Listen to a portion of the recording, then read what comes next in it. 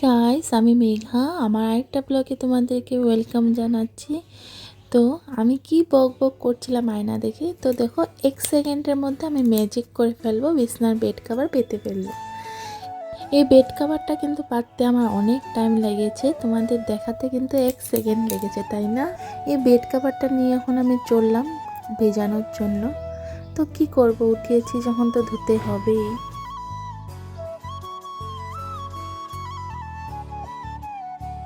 হঠাৎ করে রিকের বাবা এসে বলল, তোমার জন্য একটা সারপ্রাইজ আছে।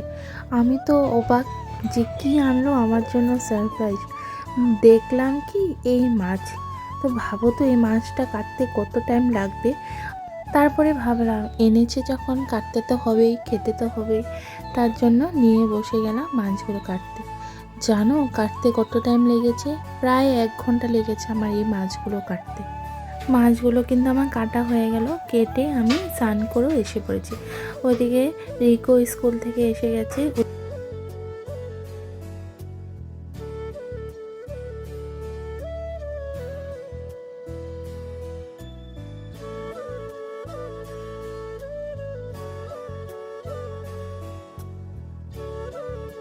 এদিকে আবার ঘুরে দেখি যে রিকের আবার ডান্স করার ইচ্ছে হলো, যে বলছে মা ডান্স করবো। আমি বললাম ডান্স করো তাহলে।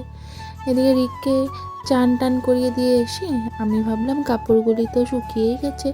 আগের দিন যে তোমাদের সাথে শেয়ার করলাম কাপড় দিয়ে প্যান্ডেল হয়ে গেছে, তো আজকে রোদ্দু উঠেছে, কাপড়গুলি সব শুকিয়ে গেছে। কোথায় যাচ্ছ? সঙ্গের উৎসবে সঙ্গে সঙ্গের উৎসবে যাই।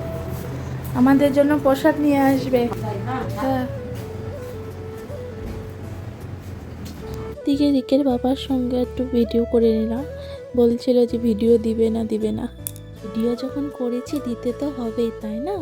রিক দেখো চিল্লাচ্ছে আর একটা ম্যাজিক করবে। দেখো ওয়াটার বেলুন ফুলিয়েছে, তারপরে কি করবে ভাবতেই পারেনি যে এভাবে ফুটে যাবে, তার জন্য চিল্লাচ্ছে। দেখো এদিকে খাওয়া দাওয়া সব কমপ্লিট হয়ে গেছে। এখন 2 নাতিকে নিয়ে মা চলে গেল ডান্স স্কুলে দিতে। তো দেখো 3জন হাত ধরে ধরে যাচ্ছে। কি সুন্দর হাত ধরে ধরে যাচ্ছে না? কি ভালো লাগছে দেখতে। রাস্তাটা দেখা যাচ্ছে যে ওটাই মেইন রোড আমাদের।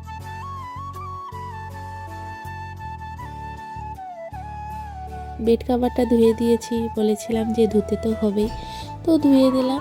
এখন বেড কাভার নিয়ে ঘরে চলে যাচ্ছি। আমার ব্লগটা কেমন হয়েছে অবশ্যই বলবে। ভালো লাগলে ফলো করে আমার পাশে থাকবে। বাই।